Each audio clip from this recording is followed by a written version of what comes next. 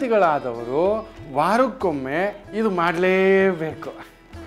High tech ಯುಗ ಬಂದುಬಿಟ್ಟು ಆ ಅನುರಾಗ, ಭಾವ, ಪ್ರೀತಿ, ಪ್ರೇಮ ಅನ್ನೋದು ಇಲ್ಲವೇ ಇಲ್ಲ. ಕಾಗದದಲ್ಲಿ ಒಂದು ಪುಟ್ಟ ಕವಿತೆ ಎಲ್ಲ ಬರೀತಿದ್ದು, ಎಲ್ಲೋ ಒಂದು ಗ್ರೀಟಿಂಗ್ ಎಲ್ಲ ತೊಗೊಂಡೋಗಿ ಕೊಡ್ತಿದ್ದೆ. ಈಗೆಲ್ಲ ವಾಟ್ಸಪ್ಪಲ್ಲಿ ಹಾಯ್ ಅದು ಬೇರೆ ಒಂದು ಡೂಡ್ಲಿಂಗ್ ಥರ ಶುರು ಹಚ್ಕೊಬಿಟ್ಟಿದೆ. ಊಟ ತಿಂಡಿ ಅನ್ನೋದಕ್ಕೆ ಒಂದು ಸ್ಪೂನ್ ಕಳಿಸ್ತಾನೆ, ತಿಂಡಿ ಆಯಿತಾ, ಕಾಫಿ ಆಯ್ತು ಅನ್ನೋದಕ್ಕೆ ಒಂದು ಕಾಫಿ ಗ್ಲಾಸ್ ಕಳಿಸ್ತಾನೆ, ಕ್ವಶನ್ ಮಾರ್ಕ್ ಹಾಕ್ಬಿಟ್ಟು.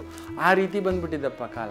ಕಾಫಿ ಆಯಿತಾ ನನ್ನವ್ವ ಅನ್ನತಕ್ಕಂಥ ಮಾತೂ ಇಲ್ಲ, ತಂದೆ ತಾಯಿನ ಮಾತಾಡ್ಸೋ ಮಾತೂ ಇಲ್ಲ.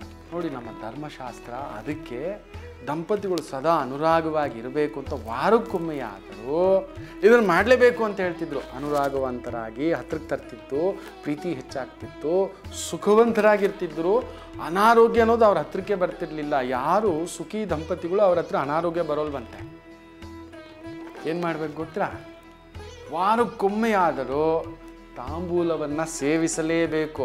ದೇಹಕ್ಕೂ ಒಳ್ಳೆಯದು, ಆರೋಗ್ಯಕ್ಕೂ ಒಳ್ಳೆಯದು. ಎಷ್ಟೋ ಜನಕ್ಕೆ ಗೊತ್ತಿಲ್ಲ, ಇರತಕ್ಕಂಥ ಸುಣ್ಣ ಇದೆಯಲ್ಲ ನಮ್ಮ ದೇಹದ ಮೂಳೆಗಳಿಗೆ ಶಕ್ತಿ. ಆ ಎಲೆ ಇದೆಯಲ್ಲ ನಮ್ಮ ದೇಹದಲ್ಲಿರ್ತಕ್ಕಂಥ ಒಂದು ಕಫವನ್ನು ತೆಗೆಯಲಿಕ್ಕೆ ಶಕ್ತಿ, ಜೀರ್ಣ ಶಕ್ತಿಗೆ ಅದ್ಭುತ.